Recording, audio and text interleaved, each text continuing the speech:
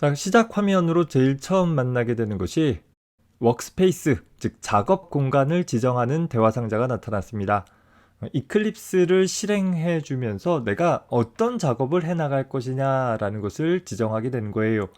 우리가 그저 하나의 프로그램만 작성하는 것이 아니라 여러 개의 프로그램들을 작성할 수 있기 때문에 각각의 작업할 프로그램들을 연관된 것끼리 묶어서 하나의 작업 공간이라는 개념으로 관리할 수 있다라는 것입니다. 마치 우리 비주얼 스튜디오에서 보면 솔루션이라는 개념이 있었잖아요. 하나의 솔루션은 프로젝트들의 묶음으로써 연관된 프로젝트들을 한 덩어리로 관리할 수 있는 것처럼 자바에서도 역시 프로젝트라는 개념이 이제 뒤에 가서 나오는데, 그런 프로젝트들의 집합으로 하나의 워크스페이스라는 것을 지정을 한다라는 것입니다.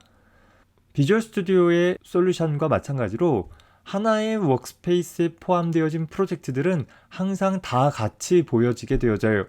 또 컴파일할 때 항상 다 컴파일 되어지고 오류 확인 같은 것들이 일어나서 사실 불필요한 프로젝트까지도 하나의 워크스페이스에다가 집어넣으면 일단 관리도 좀 복잡하고, 또 컴파일할 때마다 매번 현재 내가 관심 있는 프로젝트가 아닌 다른 프로젝트의 오류 메시지들도 같이 살펴봐야 되기 때문에 좀 효율적이지 못한 부분들이 있을 것입니다.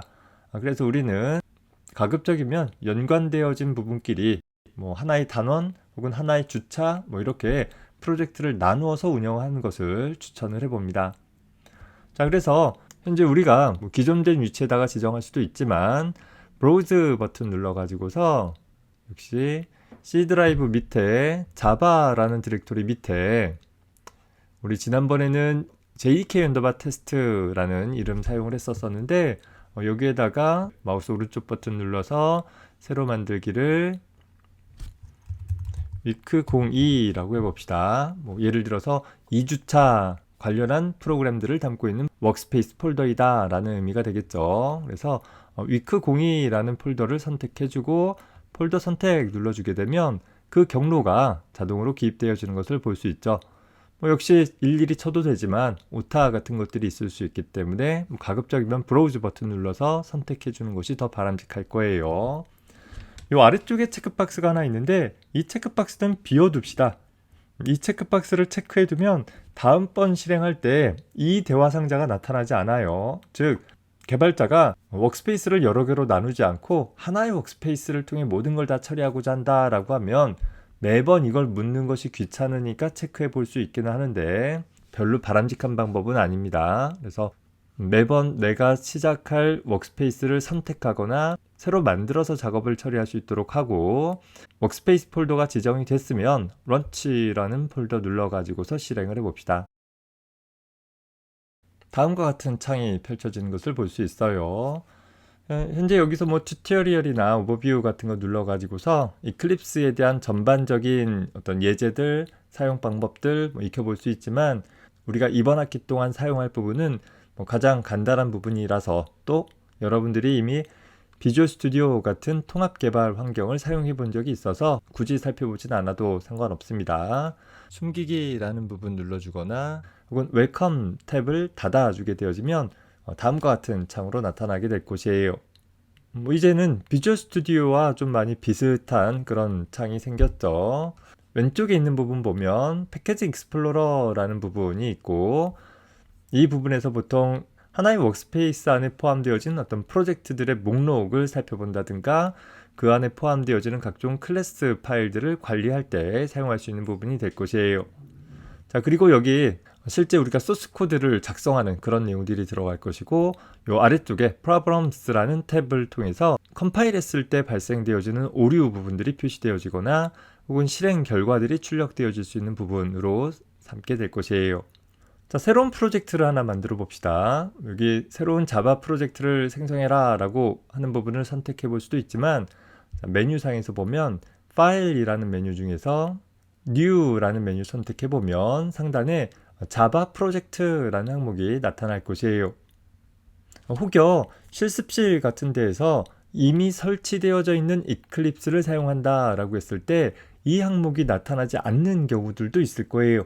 자, 그 경우 보면 앞서서 얘기한 것처럼 이 이클립스라는 프로그램은 자바 프로그래밍을 위해서만 제공되어지는 통합 개발 환경이 아니라 다양한 종류의 다른 프로그래밍을 위해서도 사용되어지는데 특히 우리 학부 과정에서 보면 웹 서버 프로그래밍을 할 때 이클립스를 사용하기도 한다라고 했었죠.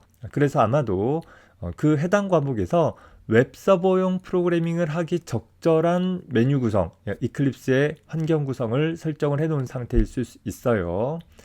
그것을 우리는 자바 프로그램을 개발하기 좋은 환경으로 좀 변경해 볼 필요가 있겠죠. 그 경우에 우리가 사용할 수 있는 것이 윈도우라는 메뉴 밑에 퍼스펙티브라는 메뉴가 있어요. 이 퍼스펙티브라는 메뉴 밑에 오픈 퍼스펙티브라는 메뉴 눌러주고 여기서 other 눌러주면 자바라는 항목이 있을 것이죠. 이 자바라는 우리는 지금 자바 개발자를 위한 이클립스를 설치를 했기 때문에 이게 기본값으로 되어 있는데 이게 자바가 아니라 웹 프로그래밍이라든가 하여튼 다른 항목으로 되어 있다라고 하면 자바 부분으로 바꾸어주고 오픈 눌러주면 된다라는 거예요. 특히 이 아이콘 그림 잘 보면 이 아이콘과 일치하고 있죠. 여기 다른 퍼스펙티브가 쭉 표현되어질 수 있는데 굳이 이 과정을 일일이 선택하지 않더라도 언제든지 이 J자 붙어 있는 부분 눌러주면 퍼스펙티브가 자바 프로그래밍을 하기 좋은 환경으로 변경되어진다라는 점 참고하기 바랍니다. 자, 다시 파일, 뉴. 그래서 그런 자바 퍼스펙티브로 만들어 놓으면 이 파일의 뉴 메뉴 제일 상단에 자바 프로젝트라는 항목이 나타나고 하나의 자바 프로젝트를 생성을 해봅시다. 생성하고자 하는 프로젝트 이름은 예를 들어서 first라고 해볼까요? 첫 번째 만들어내는 프로젝트이니까 first라고 해봅시다. 요 아래쪽에 모듈 info.java라는 파일을 생성하겠다라는 부분 앞에 체크 표시가 되어 있죠. 자, 우리 JDK 9 이후부터는 모듈 프로그래밍이라는 개념이 도입되어졌다라고 했는데 이 모듈 프로그래밍을 하게 되면 좀 처음 자바를 배우는 우리 입장에서는 다소 복잡한 구성이 되어질 수 있어요. 그래서 모듈 프로그래밍을 할지 말지는 각 개발자가 자유롭게 선택할 수 있는 선택 부분이다 라고 했었고 우리는 이번 학기 동안 모듈 프로그래밍을 하지 않을 것이기 때문에 이번 학기 동안 작성할 모든 프로젝트를 위해서는 이 체크 표시를 떼주고 시작하도록 합시다. 이게 있으면 강의 영상에서 다루는 예제들이 제대로 컴파일 되어지지 않을 수 있다라는 점 참고하세요. 자, Finish 눌러주면 First라는 프로젝트가 하나 추가된 걸 볼 수 있어요. 우리 비주얼 스튜디오에 하나의 솔루션 밑에 하나의 프로젝트가 처음 추가된 것과 비슷한 모양새가 되는 것이겠죠. 자, 이 상태에서 다시 파일 메뉴에 New라는 걸 선택해주면 또 다른 프로젝트를 만들 수도 있지만 이제는 클래스라는 것을 만들어 볼 거예요. 자, 우리 앞에서 본 것처럼 Hello World app라는 클래스로 만들어 봅시다. 앞서서 JDK로 작성했던 것과 동일한 이름의 클래스를 만들어 보고 있는 거예요. Finish 눌러주게 되어지면 Hello World app.java라는 새로운 파일이 현재 First라는 프로젝트에 포함되어지고 자동적으로 Hello World app.java라는 소스 파일에 편집 창이 띄어진 것을 볼 수 있을 거예요. 자, 화면 글씨가 좀 작으니까 화면 글씨를 좀 키워놓고 작업을 해보겠습니다. 자, Hello World app라는 클래스의 정의 부분이죠. 우리 앞선 영상의 JDK를 통해서 컴파일할 당시 메모장에 입력했던 것과 똑같은 코드를 여기다가 다시 입력해 볼 거예요. 자, 그리고 나서 우리는 저장하기라는 버튼 눌러주게 되면 저장이 된 것을 볼 수 있어요. 자, 뭔가 수정할 내용이 있으면 요 앞에 소스 코드 이름 앞에 별 표시가 붙어 가지고서 마지막으로 저장된 이후에 수정된 사항이 있다라는 것을 명시적으로 나타내 주는 것이고 현재 우리가 저장하기라는 메뉴 눌러주게 되면 저장이 되어지면서 마지막으로 저장된 이후에 수정된 내용이 없다라는 것을 명시적으로 나타내 주기도 합니다. 자, 더불어서 우리가 저장한 이유는 왜일까요? 통합 개발 환경에서 소스 코드를 저장했다라는 것은 아마도 그 저장한 내용을 컴파일하기 위한 과정이겠죠. 특이한 것은 비주얼 스튜디오와 다르게 이 이클립스라는 통합 개발 환경은 저장하는 행위를 수행하면 자동으로 컴파일하는 일이 일어나게 되어져요. 다시 말해서 별도로 컴파일해라 라는 그런 메뉴를 갖고 있지 않다라는 거죠. 이미 우리가 작성한 hello world app.java가 컴파일이 되어져서 hello world app.class라는 클래스 파일이 생성된 상황이다 라는 것입니다. 자, 우리 한번 탐색기를 통해서 직접 찾아볼게요. 이제 우리 작업 폴더가 C 드라이브 밑에 자바라는 폴더 밑에 워크스페이스 폴더로 위크02라는 폴더를 만들었었죠. 자, 그 폴더 밑에 first라는 프로젝트 폴더를 생성을 한 것을 볼 수 있고, 그 프로젝트 폴더 밑에 가보면 source라는 src라는 폴더 밑에 hello world app.java라는 소스 파일이 생성된 것을 볼 수 있습니다. 더불어서 그 위쪽에 있는 bin이라는 폴더에 가보면 hello world app.class라는 바이너리, 즉 바이트 코드가 생성된 것을 볼 수 있죠. 자, 이렇게 우리는 통합 개발 환경인 이클립스에서 소스 코드를 작성을 하면 일단 얻을 수 있는 장점 하나는 메모장을 통해서 작성했을 때와 다르게 각각의 키워드 부분들이 색깔로 구분되어져서 표시되어지기 때문에 훨씬 더 가독성 있게 소스 코드를 작성을 할 수 있는 장점이 하나 있을 것이고, 그리고 소스 코드를 작성한 후에 그저 저장하는 행위만 하면 자동으로 컴파일이 일어난다라는 거예요. 자, 더불어서 우리가 작성한 소스 코드를 실행해 보기 위해서는 우리 JDK로 처리했을 때는 별도로 자바 런처를 이용해서 프로그램을 실행시켰지만 통합 개발 환경인 이클립스에서는 run이라는 메뉴 밑에 run as라는 메뉴 밑에 자바 어플리케이션이라는 부분을 선택을 해주게 되어지면 프로그램이 실행하고 그 결과를 이 아래쪽에 콘솔이라는 탭에 출력해주게 되어진다라는 거예요. 역시 콘솔 탭이 나타나지 않는 경우가 가끔 있는데, 그런 경우에는 윈도우라는 메뉴 밑에 쇼 뷰라는 메뉴 밑에 콘솔이라는 부분을 눌러주면 이 콘솔 창이 나타납니다. 소스 코드를 편집하고 컴파일하고 실행하는 것까지를 모두 이 하나의 일관된 인터페이스 안에서 수행할 수 있다라는 점이 바로 통합 개발 환경을 사용을 하는 가장 큰 이점이기도 할 것이에요. 자, 여기서 우리가 두 번째 코드를 한번 작성을 해봅시다. 반가워요 라는 내용을 출력했던 say hello 라는 프로그램이 있었었죠. 자, 어떻게 해주면 되겠어요? 비주얼 스튜디오를 했을 때는 하나의 실행 파일이 하나의 프로젝트로 규결되어 있었기 때문에 반드시 새로운 프로젝트를 만들고 시작했었어야 될 거예요. 자, 그런데 자바 프로그램은 그 구조가 좀 달라요. 그래서 현재 first라는 프로젝트에다가 다시 새로 만들기를 클래스를 만들어라 라고 해놓고 say hello app라는 클래스를 추가해 준 후에 여기에다가 아까 작성했던 것처럼 say hello app라는 프로그램의 내용을 채워주면 된다라는 거예요. 다시 저장하기라고 하면 컴파일 되어졌겠죠. 물론 컴파일 과정 중에 오류가 발생하면, 예를 들어서 세미콜론 떼보고 저장해 볼까요?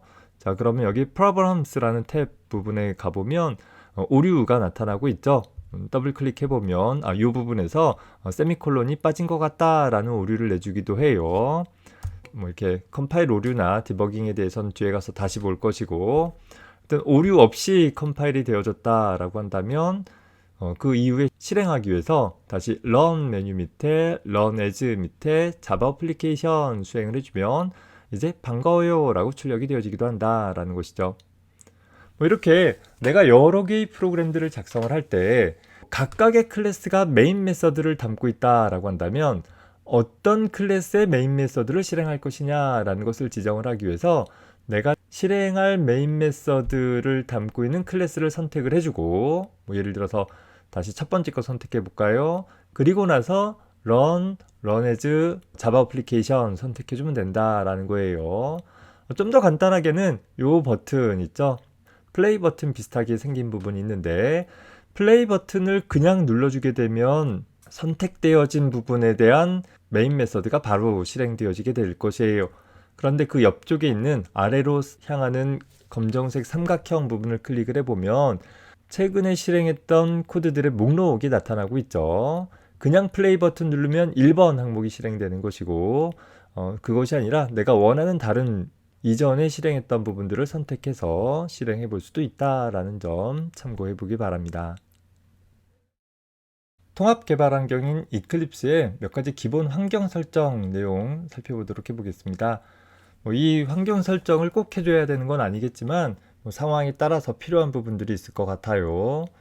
좀 전에 살펴봤던 것처럼 화면에 글꼴 같은 것들을 설정한다든가 혹은 시작 시 그 작업 공간을 선택하는 대화 상자를 표시할지 말지에 대한 설정, 혹은 소스 코드의 라인 번호를 보여줄지 말지에 대한 설정, 그리고 소스 파일에 한글 같은 것들이 포함되었을 때 다른 시스템과의 호환성을 위해서 인코딩하는 설정 등을 해볼 수 있을 거예요. 필요에 따라서 이클립스에서 컴파일할 때 사용할 기본 컴파일러 버전을 바꿀 수도 있기는 하는데 우리 수준에서는 굳이 컴파일러를 바꿀 필요는 없을 것 같고 이런 정도 기본 설정 항목들을 바꿔볼 수는 있을 것입니다. 각각 보면 현재 메뉴 중에 윈도우라는 메뉴 밑에 프리퍼런스라는 메뉴가 있죠. 자, 이 프리퍼런스라는 메뉴 밑에 제일 위쪽에 보면 제너럴이라는 항목이 있는데 그 제너럴 항목 밑에 이제 어피어런스 밑에 컬러 앤 폰트라는 항목 선택을 해보면 현재 여러 부분에 대한 글꼴 모양이나 색깔 같은 것들을 지정을 할 수 있어요. 베이직이라는 항목 아래에 가보면 텍스트 폰트라는 부분이 있는데 이 텍스트 폰트 부분에 에디트 눌러가지고서 글꼴을 좀 더 크게 볼 수 있도록 보여줄 수 있습니다. 예전부터 이 한글 같은 경우에 보면 10 크기의 크기가 한 치수 더 작게 표현되어져서 하여튼 11 이상의 크기를 설정하는 것들이 필요했었는데 감안해서 자기가 보기 쉬운 글꼴을 선택을 해보기 바랍니다. 글꼴 종류로는 보통 콘솔라스라는 글꼴이나 혹은 커리어 뉴라는 글꼴들이 나름 고정폭 글꼴이어서 프로그램 코드를 나타낼 때에는 깔끔하게 잘 표현되어져서 많이 사용하는 글꼴 중에 하나이기도 합니다. 자, 그 다음에 살펴볼 것은 이 제너럴이라는 항목 밑에 스타트업 앤 셧다운이라는 항목 있죠. 자, 이 항목 밑에 가보면 워크스페이스라는 항목 있고 이 상단에 보면 체크박스가 하나 있는데 이 체크박스가 바로 시작할 때 워크스페이스를 고른 대화 상자를 표시할 것인지 말 것인지를 선택해주는 그런 체크박스입니다. 혹시 실수로 시작 시에 대화 상자를 표시하지 않도록 체크해버렸다 라고 한다면 그걸 다시 나타나도록 하기 위해서 이 체크 표시를 해주면 될 것이에요. 자, 그 다음에 제너럴이라는 항목 밑에 에디터스라는 항목이 있죠. 자, 이 에디터스라는 항목 밑에 텍스트 에디터스라는 항목 밑에 가보면 show line numbers라는 항목 있죠. 자, 이 부분이 현재 소스 코드에 가보면 기본적으로 각 행의 시작에 라인 번호가 표시되어져 있는데 그 라인 번호를 표시할 것인지 말 것인지를 지정을 해줄 수 있는 항목이기도 합니다. 일반적으로 컴파일 오류 같은 것들이 발생됐을 때 몇 번째 라인에서 오류가 났다 이런 것들을 좀 더 쉽게 찾도록 할 수 있도록 라인 번호는 소스 코드를 표현할 때 많이 같이 표시하도록 하고도 있죠. 자, 그리고 나서 마지막으로 살펴볼 것이 워크스페이스라는 항목이 있는데 워크스페이스라는 항목 밑에 텍스트 파일 인코딩이라는 방법이 현재 이 윈도우 시스템 상에서 보면 MS949라는 형태가 되고 있어요.